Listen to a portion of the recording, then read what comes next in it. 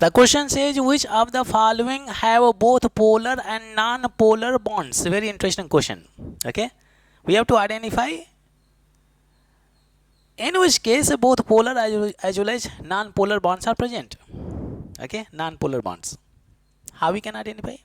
We can draw the structure. First option we have C2H6. This is what ethane. Okay, we have ethane.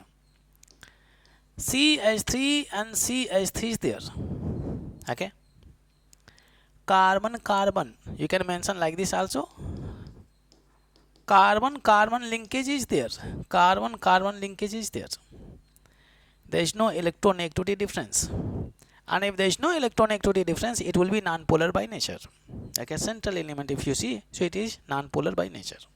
Okay, if you look at the geometry of each carbon is forming how many bond? 4 sigma bond. 4 sigma bond means it is what? sp3 hybridized, and then it is what? A tetrahedral, and tetrahedral means it is non-polar by nature. Non-polar.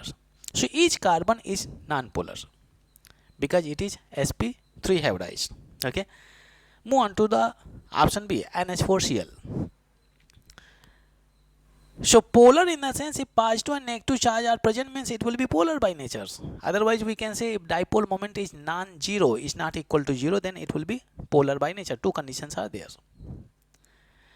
We have ammonium chloride. It looks like ionic compound. If you break it from here, it will carry positive charge, it will carry negative charge. Positive negative is there means it is polar by nature. Ammonium chloride, it is a salt. Can dissociate into cationic part and anionic part. Polar by nature. Okay, how it is formed exactly? This ammonium chloride is composed of ammonia molecule and HCl is there, hydrochloric acid. This is base and this is what? Acid. Acid base reaction, salt formation. This is what we have salt. This hydrogen can be, this is strong acid, so it can liberate H plus ion very easily. So it is having partial positive charge and it is having partial negative charge. Okay, that's what we have. Means hydrogen is electron deficient and Cl is what? Electron efficient. Nitrogen has lone pairs.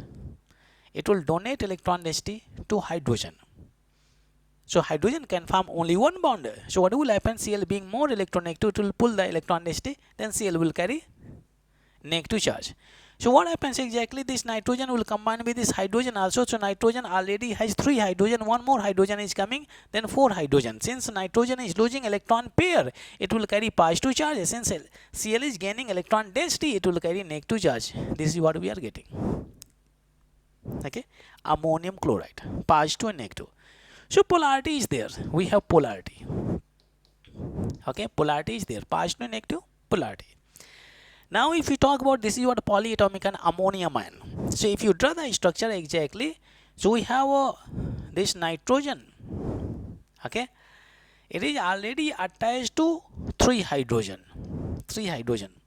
But now if you see, this nitrogen is donating its electron pair to hydrogen. Okay, donating, you can see anyway, it is a coordinate bond. You can see it is donating electron pair to hydrogen. It is also a type of covalent bond, a special type of covalent bond, in which sharing of electron pair is taking place from one atom to another atom.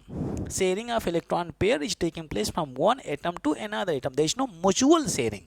Otherwise it will be core covalent bond. That's why it is coordinate bond, because from one atom to another atom sharing of electron is taking place. Okay, so electron pair is shared, so forming coordinate bond with one hydrogen.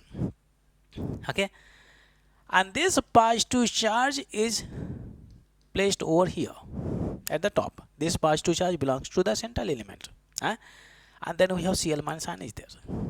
The structure of this ammonium chloride can be written like this also. This is correct only. Okay, now we see the geometry. Keep in mind, nitrogen does not carry any lone pairs because it has lost its lone pair already. But now it is forming how many sigma bond? 1 sigma bond, 2nd sigma bond, 3rd sigma bond. And keep in mind, one coordinate bond is also equal to one covalent bond when we try to find out hybridization. Okay, So 1 sigma, second sigma, third sigma, and this is what, fourth sigma. We got total 4 sigma bond. Then hybridization will be what, sp3. Then it is going to be tetrahedral. Okay, this ammonium ion has tetrahedral geometry. That's why it is non-polar by nature. Okay, so this portion is polar by nature, and this portion is non-polar by nature. Very interesting question. That's why I said such a good question we have. Ammonium chloride, if you break it from your polarity, and if you look at the geometry of ammonium ion, it is non-polar by nature because it is sp3 hybridized and its geometry is what, tetrahedral. In general, any molecule having tetrahedral geometry, if the groups attached to the central elements are same, definitely it will be non-polar by nature, like methane is there. Okay, methane. So it is polar as well as non-polar by nature. HCl, so in this case only we can mention non-polar only, positive and it is negative is there, partial positive, partial negative is there. Aluminum chloride is there, it is ionic bond, electrovalent bond is there, metal, non-metal. Anyway, it is having covalent character because we can apply Fajan's rule. Higher the positive charge, higher the positive and negative charge, higher is the polarizing power and higher is the covalent character. So it has only covalent character.